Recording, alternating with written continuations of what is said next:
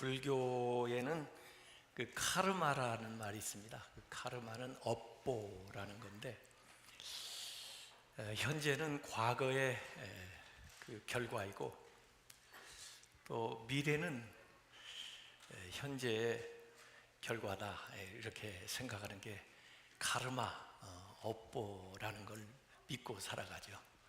특히 기독교는 비슷한 말인데, 카리스마라는 말이 있습니다. 카리스마는 선물이라는 뜻입니다. The present. 이 카리스마는 카리스, 은혜에서 온 말이에요. 그래서 우리의 인생은 우리의 노력과 수고와 또 과거의 결과라기보다는 하나님의 선물이다. 하나님이 값없이 베풀어 주시는 많은 은총에 의해서 오늘 우리가 이곳에 살고 있고 앞으로도 그렇게 산다고 하는 것을 믿는 것이 기독교입니다. 그래서 예배소서 2장 8절에 보면은 너희는 그 은혜에 의하여 믿음으로 말미암아 구원을 받았으니 이것이 너희에게서 난 것이 아니요 하나님의 선물이다. 그래서 그 카리스 은혜가 믿음을 통해서 우리에게 선물로 프레젠트 주어지는데 가장 큰 것이 구원이고, 하나님은 구원도 주셨는데 뭘 안 주시겠어요? 그 안에 풍성한 생명, 행복, 기쁨, 평안, 감사, 즐거움, 모든 좋은 것들이 다 우리에게 은혜로 주어지게 되는 거죠. 그래서 인생은 선물입니다. 인생뿐만 아니라 우리가 앞으로 맞이하게 될 죽음도 선물입니다. 아니, 그 죽음도 우리에게 선물이 되도록 그렇게 우리가 만들어야 됩니다. 예수님 생애를 가만히 생각해 보세요. 예수님이 이 세상에 오신 거 온 인류의 커다란 선물이었습니다. 예수님의 그 생애뿐만 아니라 예수님이 이제 십자가에 못 박혀 돌아가신 거, 그것도 우리 온 인류에게 엄청난 그 죽음을 통해서 구원의 선물을 주셨습니다.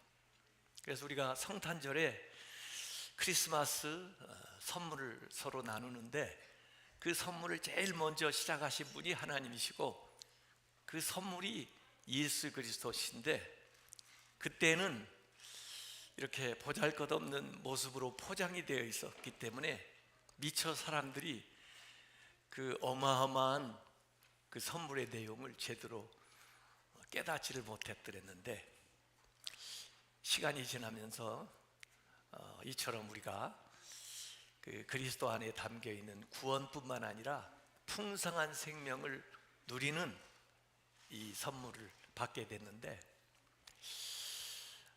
우리의 삶도 예수님의 그 태어나심 또 공생의 죽음처럼 선물이 되어야 됩니다.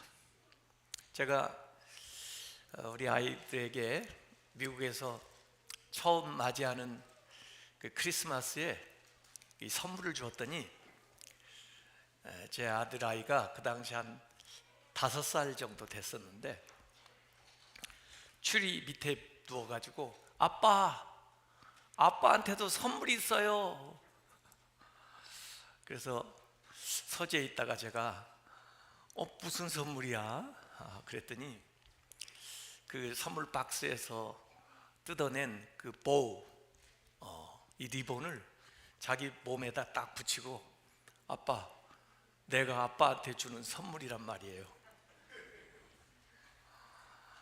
그런데 실제로 이렇게 그 아이가 자라면서 이제 결혼해가지고 그 아이도 아들을 낳았지만은 그 모든 그 삶의 모습이 세상에 어떤 누가 준 선물보다도 값진 선물을 항상 또 특별한 때에 이렇게 가져다 주는 것을 경험하고 있습니다.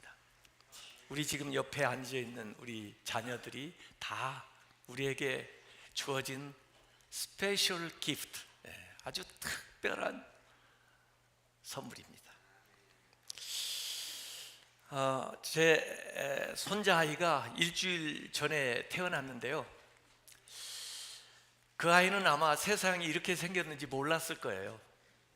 태어났는데 태어나는 순간부터 그 아이를 이렇게 맞이하고 만나는 광경들을 제 아들아이가 사진을 찍어가지고 또 영상으로 저한테 보내주는데 굉장히 감동적인, 엄마가 아이를 만나는 모습, 아빠가 아이를 만나는 모습, 할아버지 할머니가 만나는 모습, 또 고모가 만나는 모습, 또 그 병원의 의사가 만나는 모습, 집에서 내니 집을 보는 사람이 만나는 모습, 아파트 관리하는 사람이 만나는 모습, 의사가 만나는 모습, 친구들이 와서 만나는 모습, 사촌들이 와서 만나는 모습들을 이렇게, 심지어 그 집에 있는 강아지가 만나는 모습까지 보여주는데, 아이는 모를지 몰라도 그 아이를 처음 만나는 사람들은 다 그렇게 감동을 받고, 다 그렇게 기뻐하고, 다 그렇게 축하하면서 아이를 맞이하더라고요. 오늘 여기에 있는 사람 한 사람도 예외 없이 이 세상에 태어날 때 그런 환영과 그런 축복과 기쁨과 감격을 주면서 이 세상에 다 태어났습니다. 그런데 우리가 앞으로 이 세상을 떠날 때에도 역시 마찬가지로 우리는 알지 못하겠지만은 이 세상을 떠나는 순간에 이곳에서는 천국에 간다고 환송을 하겠지만은 저 하늘나라에서는 환영식이 벌어질 거예요.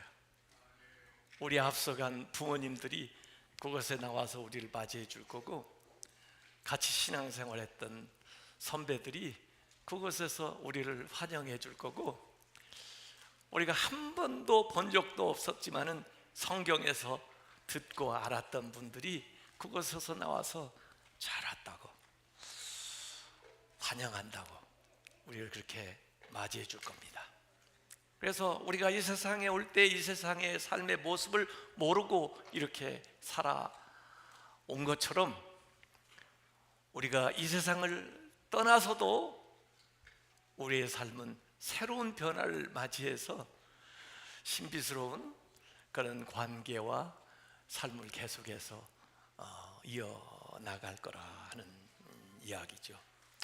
오늘 이 시간에 우리 자녀들에게 또는 우리 가족들에게, 옆에 있는 사람들에게 그렇게 한마디씩 해줬으면 좋겠어요. 너는 아주 특별해. You are so special. 너 때문에 내가 행복해.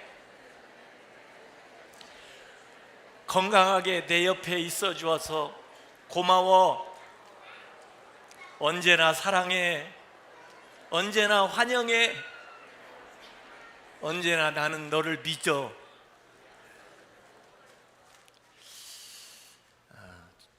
저는 종종 이렇게 혼자 지나면서요, 하나님의 그 음성이 들려요.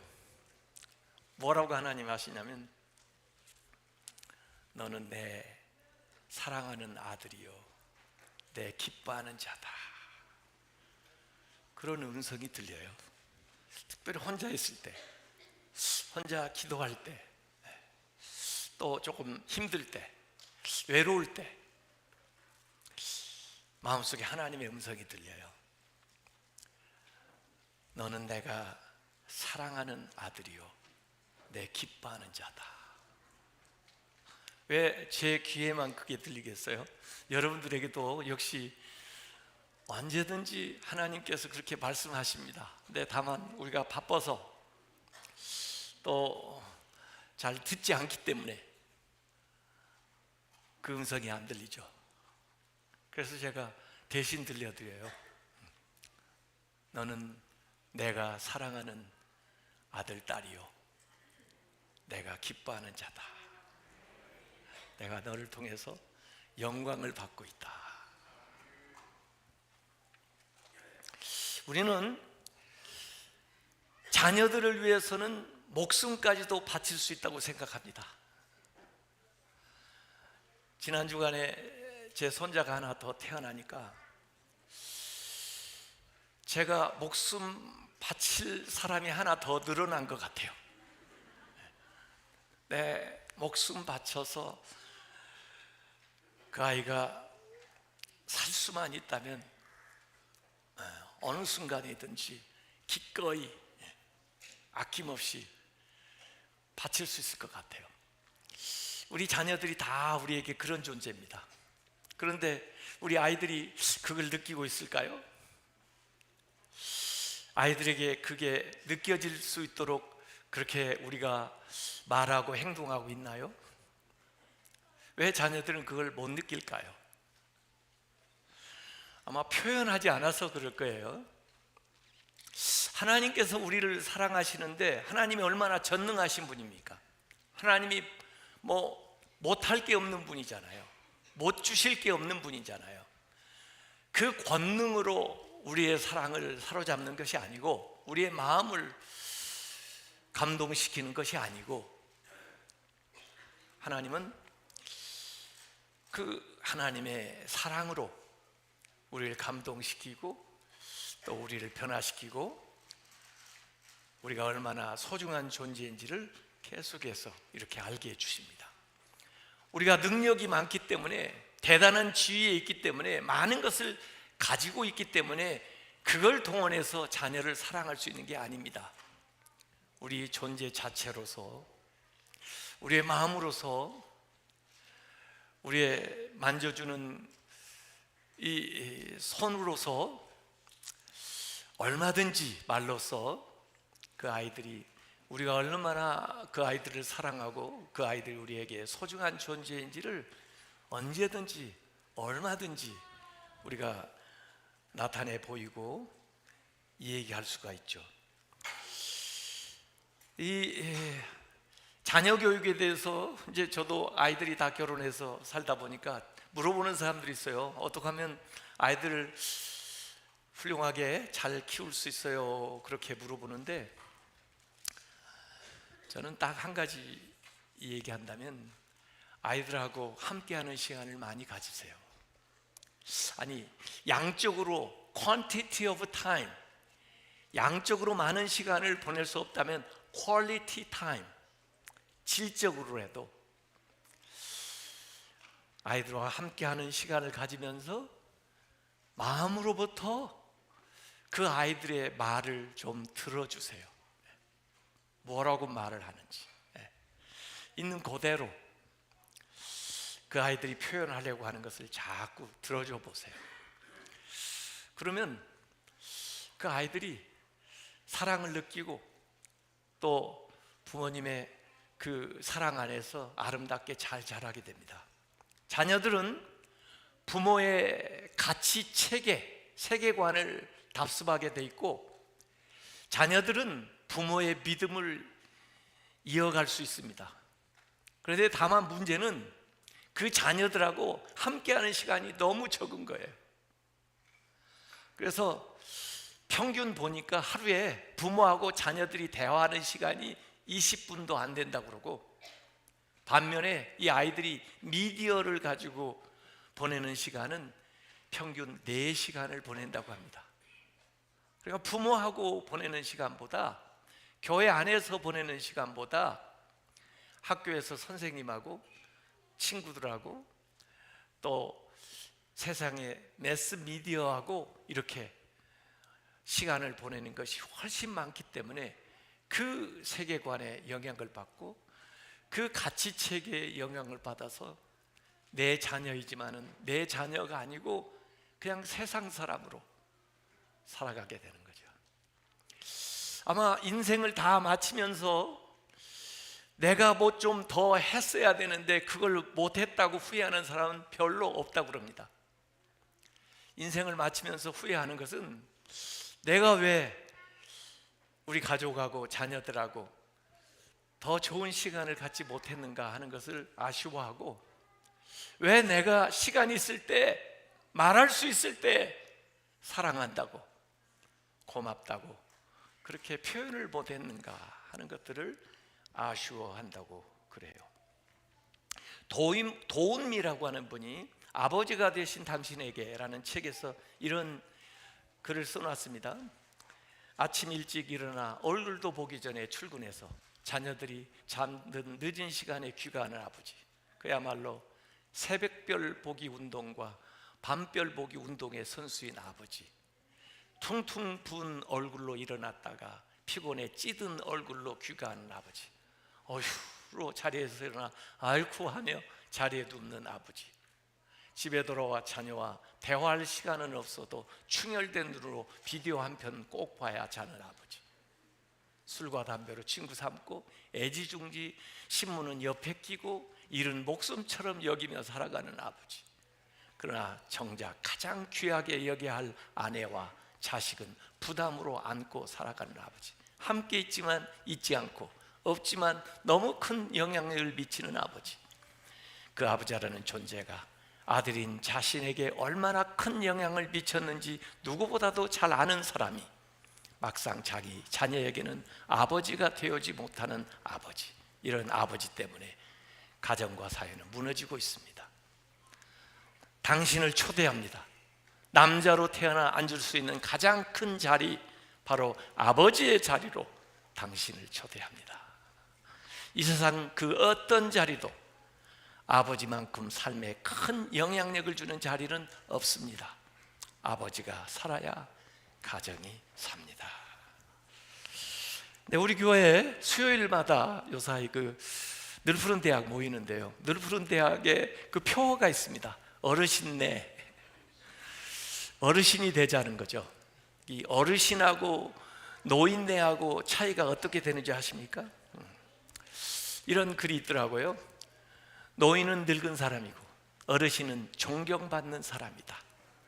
노인은 몸과 마음이 세월이 가니 자연히 늙는다고 생각하는 사람이고, 어르신은 자신을 가꾸며 젊어지려고 스스로 노력하는 사람이다.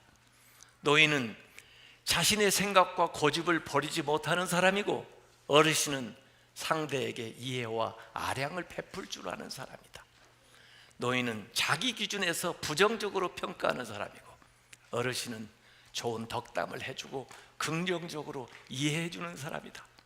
노인은 상대에게 간섭하고 잘난 체하고 지배하려는 사람이며, 어르신은 스스로 절제할 줄 알고 알아도 모른 채 겸손하며 느긋하게 생활하는 사람이다. 노인은 대가 없이 받기만 좋아하는 사람이고, 어르신은 상대에게 베풀어 주기를 좋아하는 사람이다.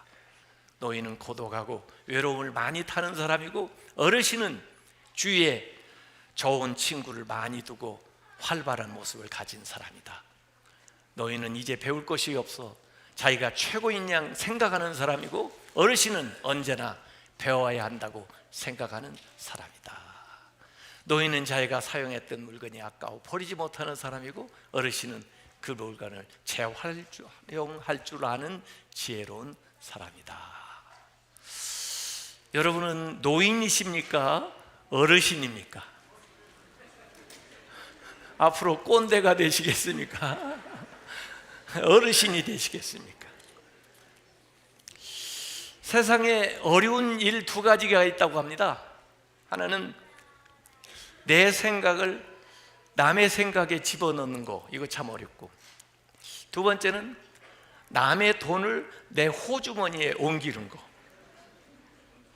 근데 이 첫 번째 것을 하는 사람이 선생님이라고 합니다.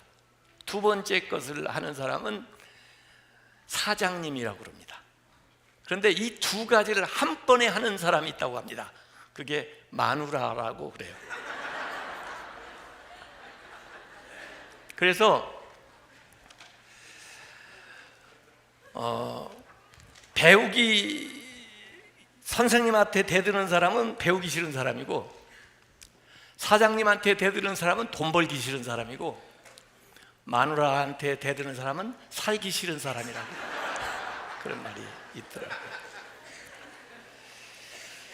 그 좋은 영화 있습니다. 그 죽은 시인의 사회라고 라빈 윌리엄스가 나왔던 그 영화인데, 제가 한때는 사람들이 저보고 라빈 윌리엄스 닮았다고 그래가지고 진짜 닮았나 하고 저 영화를 본 적이 있었는데, 저분이 영어를 가르치는 선생님이에요. 키딩이라는 선생님인데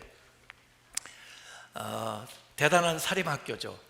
이 학교의 목표는 아이들을 아이비리그 대학에 진학시키는 겁니다. 그런데 이 키딩은 좀 색다른 선생님이에요. 그래서 아이들의 안목을 이렇게 새롭게 열어주는 그런 획기적인 일들을 많이 하는데, 어느 날 그 학교에 과거에 스포츠 또 뭐 여러 분야에서 활약을 했던 동문들, 선배들 사진과 트로피가 있는 방으로 애들을 데리고 가요. 그 빛바랜 사진 속에 그 오래된 그 청소년들 그 얼굴을 아이들 보고 들여다보라고 합니다. 그러면서 너희와 별로 달라 보이지 않지? 너희들처럼 패기가 넘쳐 눈에 희망이 가득 차 있지. 하지만 이들은 이미 죽어서 땅에 묻힌 지 오래다. 더 다가가서 자세히 보라. 그들이 지금 무덤에서 너희들에게 들려주는 소리 한번 들어보라고. 카르페 디엠. 뒤에서 이 키딩이 얘기를 해요. 그 카르페라는 말이 현재를 살라 그런 말이에요. 우리가 교육을 한다고 하면서 저도 교육자로서 한 사람으로서 제일 아쉬운 게 뭐냐면 교육에 현재가 없어요. 현재가 실종돼 버렸어. 아이들이 과거, 지난 거 열심히 암기해서 시험 성적 올려야 되고, 미래, 앞으로 대학도 가고 취직도 해야 되니까 그걸 준비하느라고 과거의 미래에 사로잡혀 가지고 오늘 진작 살아가는 현실이 없어요. 현재가 없어요. 현재에 일어나는 변화가 없어요. 그래서 애들이 그렇게 살아요. 그래서 인격적으로 또 인생의 어떤 새로운 가치관과 안목과 기회와 그 아이의 독특한 것들을 발현해내는 현재의 그 작업이 교육 현장에 일어나질 않아요. 그게 오늘 한국 교육이고 또 거기에 덩달아 가는 부모들이에요. 그러다 보니까 오늘 그 소중한 기회와 시간들을 아이들도 잃어버리고 부모님도 잃어버리고 그냥 그렇게 살고 말아요. 우리는 이전보다 훨씬 오래 살게 됐습니다. 그러나 이전보다 더 나은 삶을 살고 있는 것은 아닙니다. 이 부유한 나라에 사는 사람들은요, 최소한 한 10년 동안 여러 가지 질병으로 고통을 받으면서 죽어도 죽으려고 해도 죽을 수 없는 그런 상태에서 견디다가 죽어가는데, 산소호흡기, 온갖 약물, 엉덩이 골절, 지저귀, 화학요법, 방사선요법, 수술, 그리고 또 수술, 그리고 엄청난 의료비를 지불하다가 결국은 병원에서 죽어가는 겁니다. 어떻게 해야 우리가 선물이 되는 삶을 살 수가 있을까? 어떻게 해야 나의 죽음조차도 최소한 우리 자녀들에게, 다른 사람에게 선물이 되는 죽음을 맞이할 수 있을까? 잘 살아야 잘 죽을 수 있는 거죠. 우리의 인생이 선물이 되어야 죽어서도 선물이 되는 건데, 오늘 읽었던 마태복음 18장 3절에 예수님이 이렇게 말씀하셨습니다. 진실로 너희에게 이르노니 너희가 돌이켜 어린아이들과 같이 되지 아니하면 결단코 천국에 가지 못하리라. 어른들을, 제자들을 모아놓고 예수님이 아이를 세워놓고 이 얘기를 하는 거예요. 너희들이 돌이켜서 이 아이와 같지 않으면 천국에 못 간다 그러는데, 어떻게 우리가 아이가 돼요? 니고데모는 거듭나라 그러니까 제가 이 나이에 어떻게 어머니 뱃속에 들어갑니까? 그런 질문하는데 어떻게 우리가 어린아이가 돼요? 근데 사실은 예수님의 말씀은 결국은 우리가 어린아이가 된다는 겁니다. 제2의 유아기를 얘기하고 있는 거죠. 태어났을 때 어린아이로 태어나요. 부모의 돌봄을 받고 또 선생님 돌봄을 받고 친구들과 같이 이렇게 성장해서 쭉 자라가다가 나이 들게 되면은 제2의 유아기가 오는데, 그때는 특별히 자녀들에 의해서 돌봄을 받고 의사들에 의해서 돌봄을 받고 그러면서 사실은 자기 모든 것을 의탁할 수밖에 없는, 의존할 수밖에 없는 상태로 가게 되고, 그래서 사실은 천국에 가는 거죠. 그래서 인생이라는 것은 자기 주도적인 삶을 살다가 의탁하는 삶으로 가는 거예요. 그것이 인생의 과정이에요.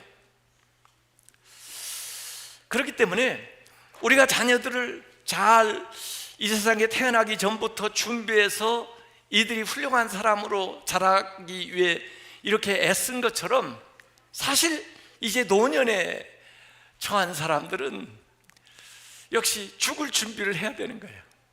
그리고 그 자녀들은 자기들이 어렸을 때 그렇게 돌봄을 받은 것처럼 제2의 유년기를 맞이하는 그 어른들이, 부모들이 그 과정을 잘 해나갈 수 있도록 옆에 함께하고 있어야 됩니다.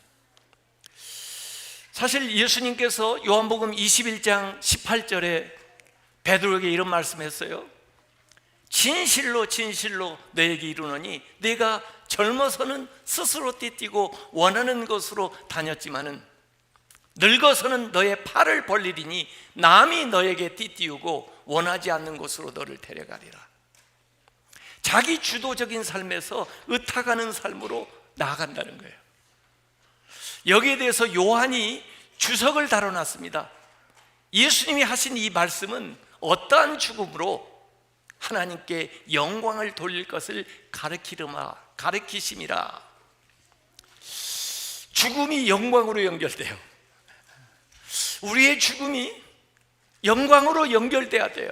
예수님처럼, 예수님의 십자가가 영광으로 연결된 것처럼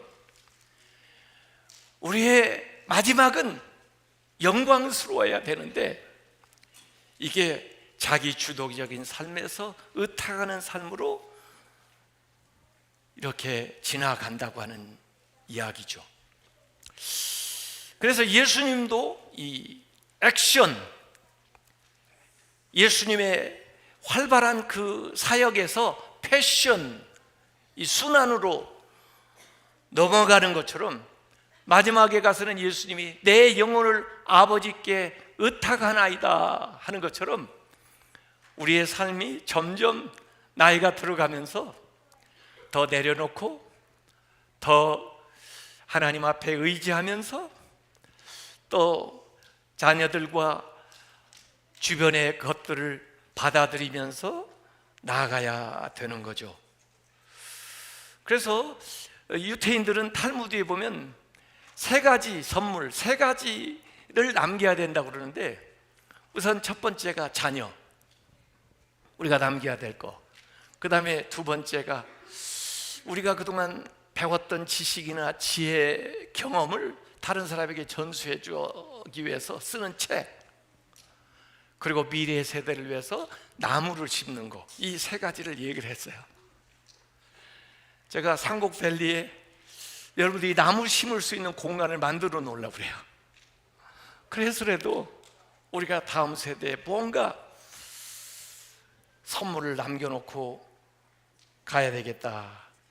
우리 앞서간 세대들이 우리 삶에서 열매를 맺고 있는 것처럼 우리의 삶도 다음 세대의 삶에 있어서 뭔가 열매를 맺을 수 있는 그런 씨앗들을 뿌리고 가야 되겠다 하는 이야기입니다. 예수님은 삶뿐만 아니라 그 죽음이 우리에게 많은 유익과 구원을 준 것처럼 우리의 삶뿐만 아니라 우리의 죽음을 통해서도 다른 사람들에게 선물이 되어야 됩니다. 그래서 죽음이 어떤 생산성, 세상의 성공으로 봐서는 종말일지 모르지만은 열매로 보았을 때는 종말이 아닙니다. 또 다른 열매를 낳는 것이죠. 더구나 우리가 죽었을 때 장례식에 가보면 그분의 어떤 업적보다도 더 많이 나누는 이야기는 그분의 사람됨입니다. 그분이 어떤 분이었는지, 그분의 성품에 대한 이야기들이 많이 나오더라고요. 미국에서 어떤 목사님이 돌아가시는데 임종하기 전에 그 사모님 보고, 여보, 우리 교회 그 변호사 있잖아, 그분도 오시라고 그러고, 또 그 세무사 계시잖아, 그분도 좀 오시라고 그래. 그래서 급하게 연락해가지고 그 변호사, 세무사 교인이 옆에 왔어요. 근데 목사님이 십자가를 3개를 준비해가지고 당신이 하나 딱 갖고, 그 다음에 세무사에게 하나 주고 또 변호사에게 하나 주고, 그러고 하는 말이, 나도 예수님이 십자가에서 돌아가실 때 좌우편에 강도가 있었던 것처럼 그렇게 죽고 싶었어. 그런 얘기를 했다는 글을 읽어봤어요. 여러분, 임종할 때 주변에서 같이 있을 때 임종하시는 분에게 뭐라고 얘기를 해줘야 될 것 같아요? 저는 거의 임종을 맞이한 분들에게 가면은 항상 그런 얘기합니다. 주님이 목자이십니다. 마음속에 여호와는 나의 목자시니 그렇게 얘기하세요. 푸른 초장으로도 물론 인도하지만은 사망의 음침한 골짜기를 지나갈 때도 그의 지팡이와 막대기로 인도하실 거예요. 주님은 장로님의 목자이십니다. 주님은 권사님의 목자이십니다. 제가 그렇게 얘기를 해요. 여러분, 부모가 임종을 맞이해서 돌아가실 때 뭐라고 얘기해야 되겠어요? 아버님은 하나님의 사랑받는 아들이십니다. 어머님은 하나님이 기뻐하시는 어머니십니다. 이렇게 주님이 목자세요. 그렇게 자꾸 얘기를 해주세요. 그래서 마지막에 같이 나아갈 수 있도록. 로마서 8장 38절 39절에 바울이 그렇게 간증했습니다. 내가 확신하노니 사망이나 생명이나 천사들이나 권세자들이나 현재일이나 장래일이나 능력이나 높음이나 깊음이나 다른 어떤 피조물이라도 우리를 우리 주 그리스도 예수 안에 있는 하나님의 사랑에서 끊을 수 없느니라. 하나님이 우리를 사랑하시기 때문에 그 믿음으로 죽음, 어떤 어려움도 넉넉히 이길 수 있다고 하는 간증입니다. 지난 3월 3일에 박안순 권사님이 87세로 소천하셨는데요. 거기 예배드리러 갔더니 그 손녀들이 써놓은 그 글이 그 순서지에 이렇게 실려 있더라고요. 할머니는 말이 아닌 다양한 행동으로 사랑을 보여주셨습니다.